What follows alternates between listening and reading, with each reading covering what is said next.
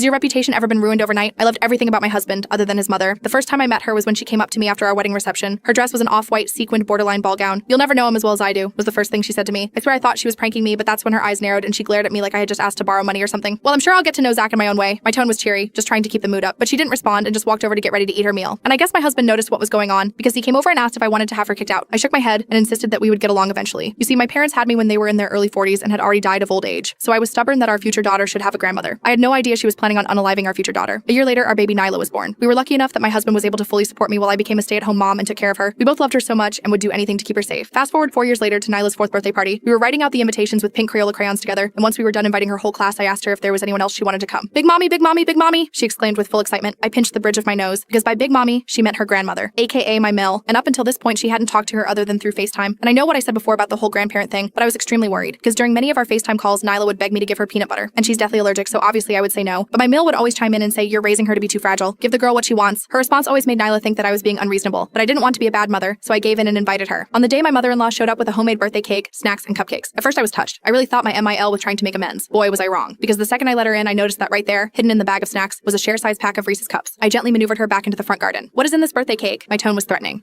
Just like, vanilla." I grabbed it from her and smelled it. Yep, it was peanut butter. "You can either leave all your BS in the car and come inside without it or drive home." She tried to push past me, thinking I wasn't serious, but I shoved her away. Eventually, she retreated to her car and returned empty-handed. I would have told my husband about it, but the last thing I wanted was for the day to become about my mother-in-law instead of Nyla, so I settled for keeping a close eye on her while making sure she enjoyed the party. The rest of the party was pretty smooth sailing. Pink wrapping paper covered the floor, kids bought music playing, party hats, you know the drill. It wasn't until the end that my mother-in-law burned my entire life to the ground, because that's when Nyla started crying. TBH, at first I thought she just wanted attention, so I let all her friends hug her and ask if she was okay, but after just 30 seconds she was coughing hard, like really hard. The skin turned red and she was scratching at her throat. "Sarah," my name. "What did you do?" My Mel screamed like a banshee. I completely ignored her and just focused on dialing 911 with tears in my eyes. Luckily, the paramedics were able to give her a full recovery because the cause was simple. Someone had given Nyla peanuts. The entire class of moms stared at me while the paramedics interrogated me about whether or not I was neglectful. In the end, they concluded I was a good mom and they left us alone, but it was still enough to plant the seed that I was unfit to parent. That night, my husband and I were removed from the parent group chat on WhatsApp. My phone was bombarded with texts from parents informing me that they didn't want their child anywhere near my home. It was so overwhelming that I spent the entire night crying into my husband's arms. I really felt like I had let Nyla down. My husband blocked his mom on everything and promised we would never see her again. This calmed me down, but not for long, because the next morning we woke up to a knock at the door. It was CPS. The social worker had tattoos covering her arms, and her face was filled to the brim with Botox. She didn't even say anything, just shoved past me and started opening all of my cupboards. "OMG, what the actual Eve is this?" she screamed when she spotted a jar of peanut butter. It was at the very top, somewhere Nyla wouldn't be able to reach. "Sarah was right, your child is better off with her." I buried my face in my hands. Full story on channel, link below.